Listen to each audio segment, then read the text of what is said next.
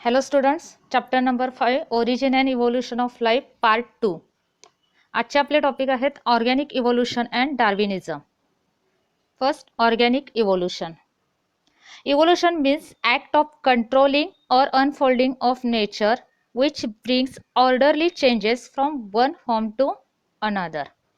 आता इव्होल्यूशन म्हणजे एक्झॅक्टली काय, तर कंट्रोलिंग और अनफोल्डिंग ऑफ नेचर.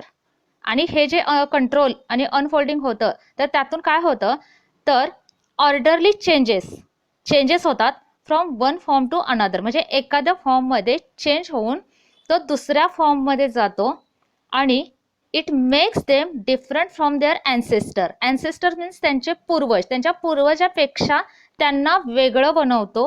आणि हे जे काही वेगळेपण आहे ते पूर्णपणे वेगळं नाही, तर काही त्यामध्ये थोडे चेंजेस होतात आणि ह्यालाच म्हटलं गेलंय इव्होल्यूशन.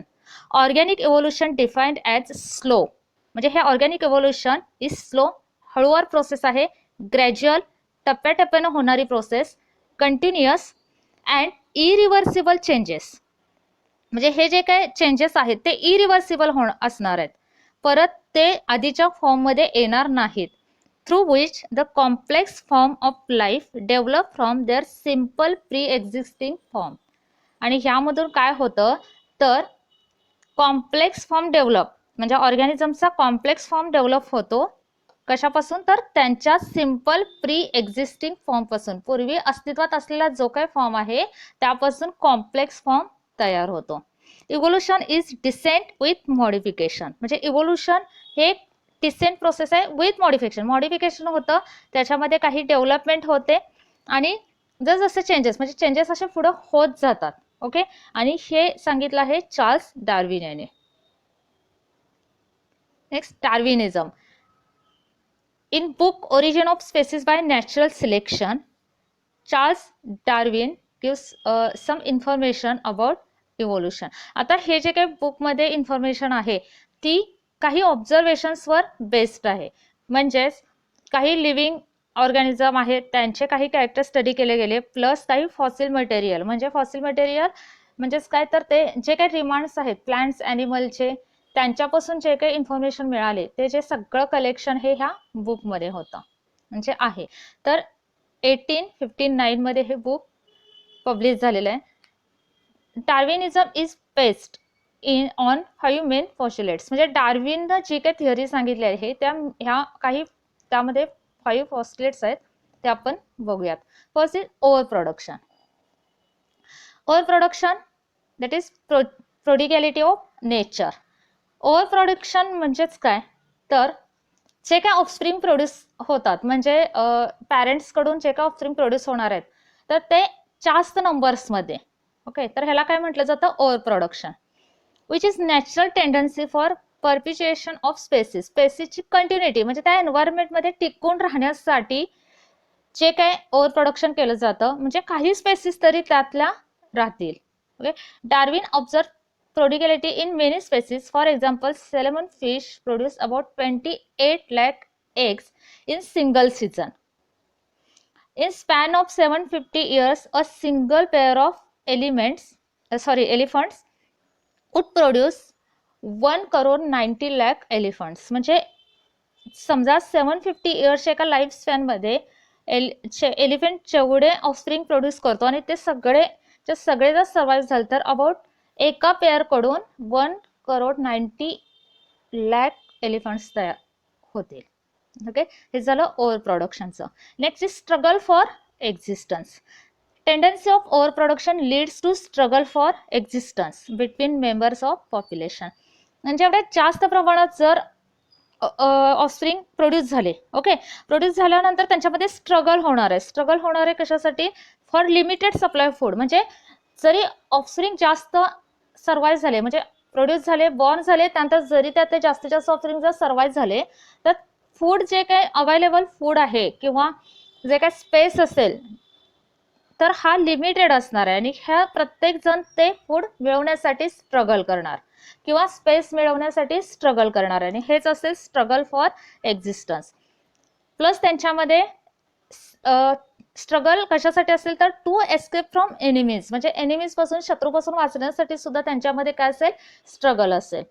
हे ओव्हर प्रोडक्शन झाल्यानंतर हा मेन पॉइंट असणार आहे struggle for existence. Next organic variations. Variations in morphology, physiology, nutrition, habit, behaviour, pattern etcetera. म्हणजे हे व्हेरिएशन्स कशा कशामध्ये असणार आहेत, त्यांच्या मॉर्फोलॉजीमध्ये, दिसण्यामध्ये, प्लस त्यांच्या फिजिओलॉजीमध्ये, जे काय न्यूट्रिशन असेल, हॅबिट असेल, बिहेवियरल पॅटर्न असेल. Darwin recognise this variations as raw material for evolution. म्हणजे डार्विन हे जे काही व्हेरिएशन्स आहेत ते as a raw material for evolution असं कन्सिडर केलं. कारण प्रत्येक ॲनिमल असेल, प्लांट असेल, म्हणजे प्रत्येक ऑर्गॅनिझम मध्ये हे थोडे व्हेरिएशन्स होते.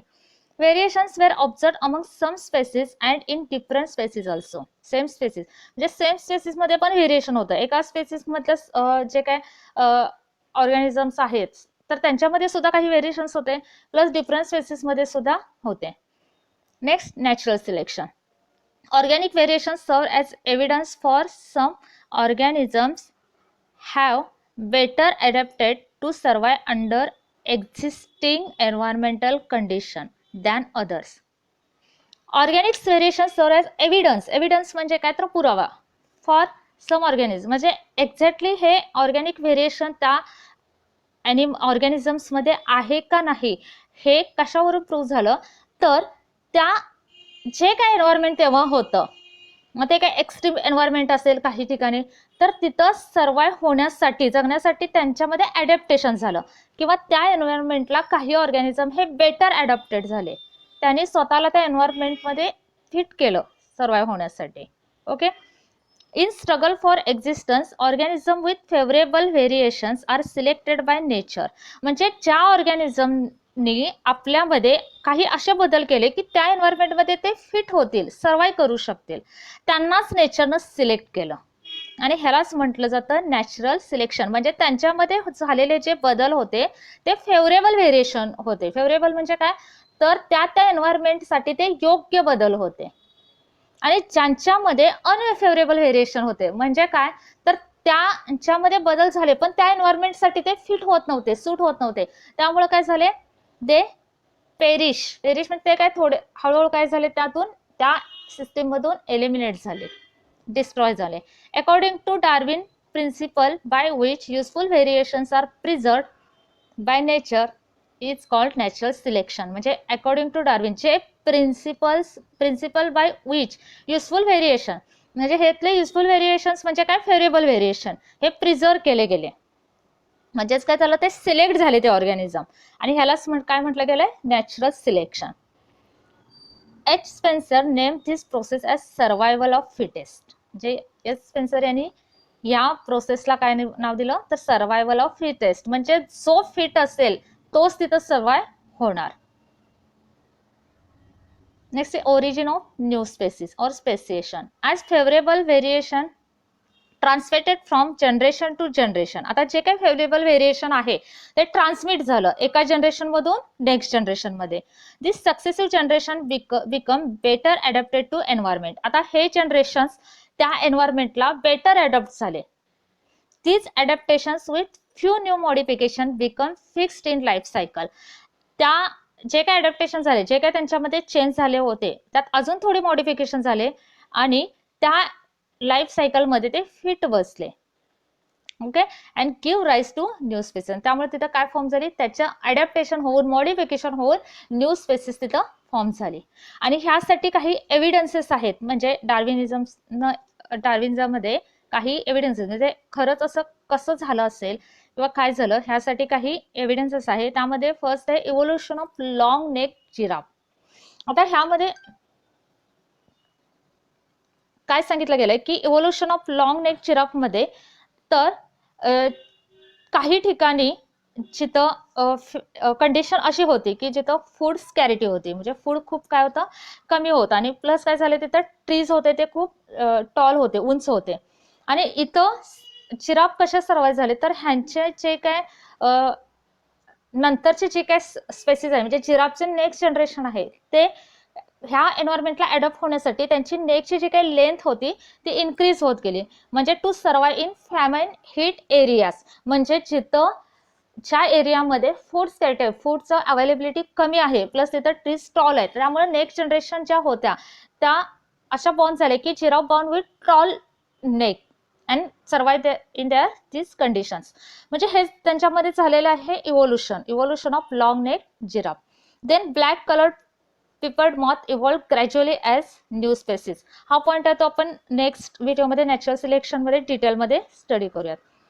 Next DDT resistance in mosquito. आता DDT मॉस्किटोना डिस्ट्रॉय करण्यासाठी DDT स्प्रे करण्यात आलं आणि ह्यामुळे काय झाले, बरेच ऑल टाईप ऑफ मॉस्किटोचे डिस्ट्रॉय झाले.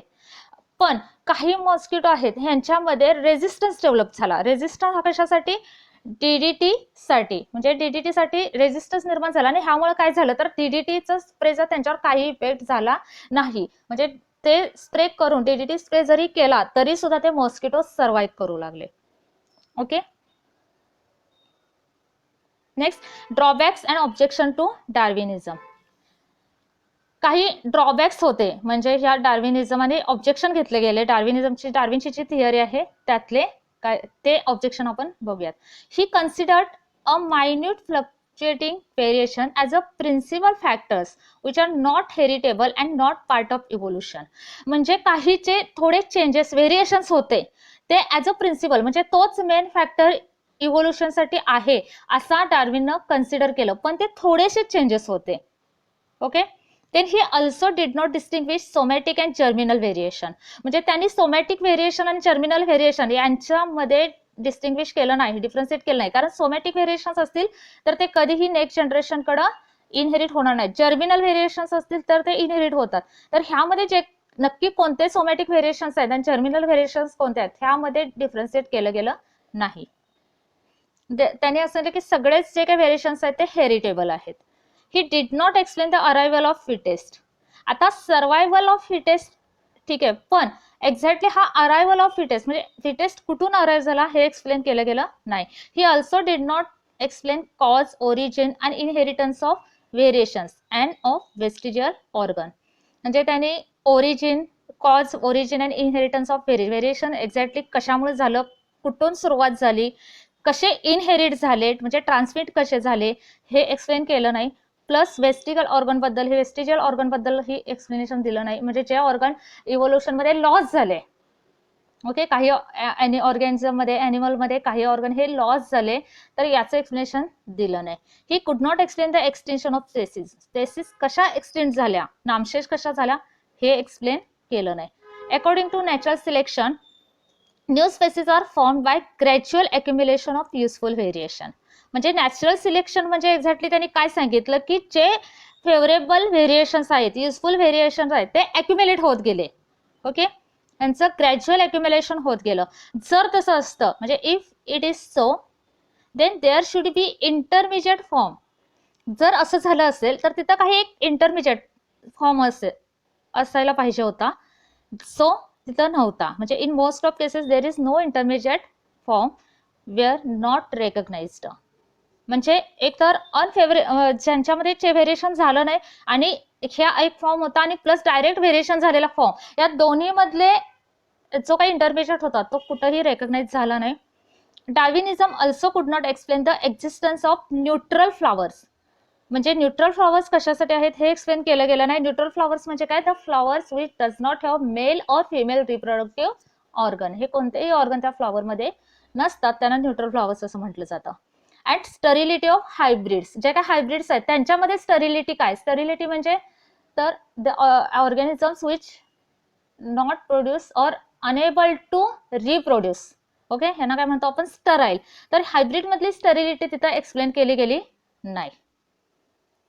Then mutation theory. Mutation theory was proposed by Hugo de Vries in 1901 based on observation on 7 generation of plant evening primrose. तर ह्या प्लांटचे 7 जनरेशन स्टडी करून एक म्युटेशन थेअरी एस्टॅब्लिश केली Hugo de Vries यांनी. He observed that most of offspring resemble their parents and some of them show appearance of sudden or spontaneous variation. त्यांनी काय सांगितलं की काही जे ऑफस्प्रिंग आहेत ते एक्झॅक्टली पॅरेंट्स सारखे असतात आणि काही जे ऑर्गॅनिझम आहेत ते काही सडन और स्पॉन्टेनियस व्हेरिएशन दाखवतात, म्हणजे अचानक किंवा स्पॉन्टेनियसली आलेले जे व्हेरिएशन्स आहेत ते दाखवतात. These sudden variations are called mutations. हे जे काही अचानक आलेले व्हेरिएशन्स आहेत त्यांना म्युटेशन असं म्हटलं गेलं, or discontinuous variation. Some variants produce more variations. काही व्हेरियंट्स मध्ये जास्त व्हेरिएशन्स दिसले गेले. He noted that these sudden changes are inheritable. आणि हे झालेले जे चेंजेस होते, अचानक झालेले बदल, हे इनहेरिटेबल होते, म्हणजे एका जनरेशन कडून नेक्स्ट जनरेशन कडे ट्रान्समिट होत होते. And he propose the mutation theory. Then main features of mutation theory. Mutations are large, sudden and discontinuous variations in population. Mutation काय तर large, sudden and discontinuous variation, अचानक आलेले बदल आणि डिसकंटिन्युअस होते ते. Okay. This changes are inheritable. Changes हे inheritable होते, म्हणजे एका जनरेशन कडून नेक्स्ट जनरेशन कडे ट्रान्समिट होत होते. Mutation provide the raw material for organic evolution. Organic evolution साठी असणार ते काय रॉ मटेरियल होतं म्युटेशन म्हणजे. म्युटेशन मे बी युजफुल और हार्मफुल. ते युजफुल पण असू शकत होते किंवा हार्मफुल असू शकत होते. Mutations are selected by nature. Accumulation of this mutation over period of time leads to origin and establishment of new species. हे जे काय म्युटेशन accumulation होत होतं, म्हणजे accumulation एकत्र ते accumulate होत होते ओव्हर पिरियड ऑफ टाइम, म्हणजे जसं जसं टाइम जात जाईल तसं ते म्युटेशन accumulate होत होते. आणि याच्यामुळं काय होतं तर leads to origin and establish, म्हणजे न्यू स्पेसिस तिथं फॉर्म होत होती. Harmful mutation may persist or get eliminated by nature. जे काय हार्मफुल म्युटेशन होते ते कमी कमी होत गेले आणि एलिमिनेट झाले नेचर मधून. Then there are also objection for mutation theory. Mutation theory साठी सुद्धा काही ऑब्जेक्शन होते. Large and discontinuous variations observed by Hugo de Vries were actually due to chromosomal aberrations, whereas gene mutation usually bring about minor changes. म्हणजे ह्या सायंटिस्टने जे काय discontinuous किंवा large variation observe केले ते ऍक्च्युअली क्रोमोझोम ॲब्रेशन्स होते, म्हणजे जो नॉर्मल क्रोमोझोम आहे त्याच्यामध्ये थोडाफार चेंज झाला होता आणि यालाच त्यांनी म्युटेशन असं नाव दिलं. आणि जीन म्युटेशन जे होते तर ते काही थोडेसे चेंज होत होते जीन म्युटेशनमुळे. Rate of mutation is very slow as compare to requirement of evolution. म्हणजे इव्होल्युशनसाठी जी काही रिक्वायरमेंट आहे किंवा रॉ मटेरियल आहे त्याच्याशी जर कम्पेअर केलं तर म्युटेशनचा रेट जो होता किंवा प्रोसेसचा तो स्पीड होता तो खूप स्लो होता. Chromosomal aberrations have little significance in evolution as they are quite unstable. Chromosomal aberration जे होते त्यांना इतकं सिग्निफिकन्स नव्हतं, महत्त्व नव्हतं, प्लस ते अनस्टेबल होते, म्हणजे स्टॅबिलिटी नव्हती त्यामध्ये. काही नॉर्मल क्रोमोझोम मध्ये थोडेफार चेंज होऊन तिथं क्रोमोझोमल ॲब्रेशन्स होत होते. Okay, thank you for watching.